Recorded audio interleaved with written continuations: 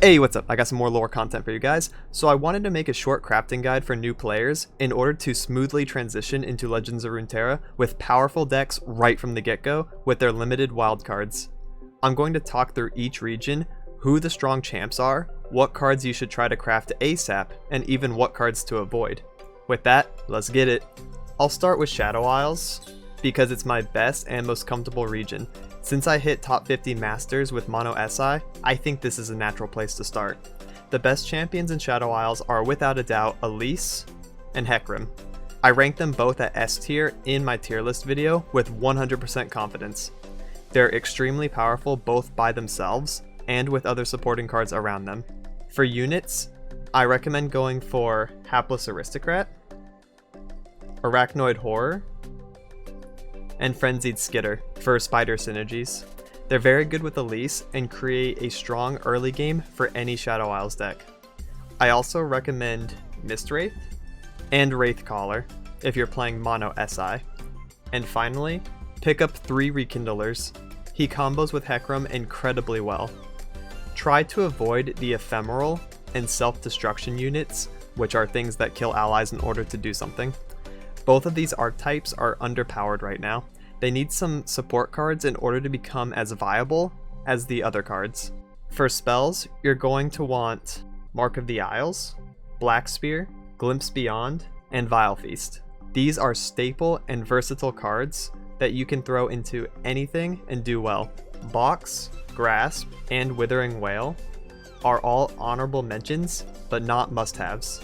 Next up is Ionia. The easy power pick champs are Zed and Karma. Avoid Shen and Yas because there are not enough cards to make strong decks with them. Zed fits into any aggressive deck, and Karma control decks are quite popular at the moment. For units, the key is to type Elusive in the search bar and grab everything that isn't Yusari or Silent Shadowseer. She's pretty average, but the rest of them are extremely powerful. Elusives are very oppressive and adaptable. Even after their nerf in 0.9.0, they adapted and made a new powerful deck, and that's how I see it always turning out moving forward. Avoid the stun and recall stuff for now, because much like Ephemerals, Yasuo decks need some more support before being a top contender. The best spells in Ionia are Will of Ionia, Twin Disciplines, and even Deny after its nerf. Moving right along, we have Piltover and Zon. The strong champs are Ezreal and Heimerdinger. Both have high tier decks based around them, while Teemo and Jinx are underperforming. P&Z is pretty funny because its spells are way better than its units. The standout units though are Boom Crew Rookie for aggro decks, and Chump Wump for Ezreal decks. Most of the region is filled with discard stuff, which is fun with Jinx casually, and is probably worth the investment, but don't spend too much resources on it yet until she gets some more support. For spells, go for Thermogenic Beam, Mystic Shot, Get Excited, Static Shock, and 1 or 2 Progress Days. Noxus is next on the chopping block.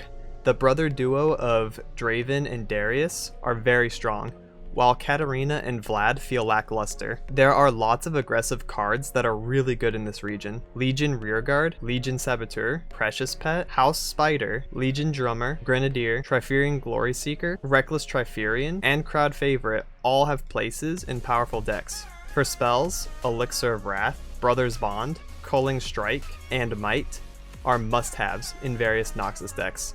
Try to avoid the self-harm cards, because Vlad-based decks need some more help than what we have currently. Let's go to Freljord next and pick out the strong champs. I believe that Ashe and Braum are the duo to go for early.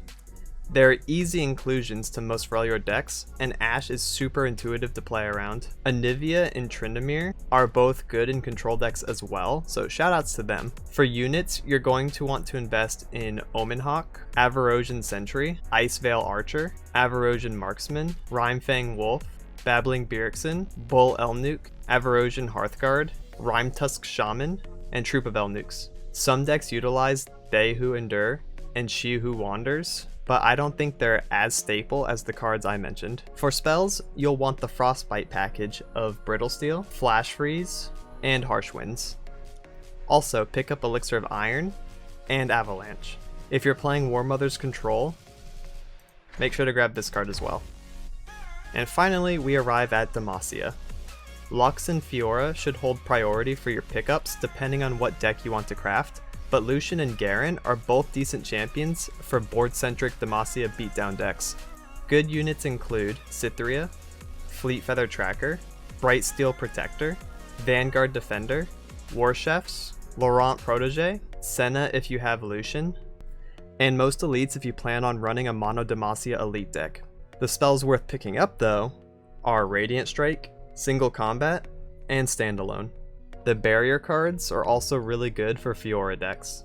And there we have it. Those are the cards that I believe to be strong and good for beginners to go for early in order to craft powerful decks. If you learned something, please like, share, and subscribe. I'll be making many more tips and guides in the future. Stick around for easy and comprehensive content from your boy. I hope I made it easier to determine where to spend your limited amount of wildcards. Check out my stream and other socials below. Thank you so much for watching and have a good one. Laters.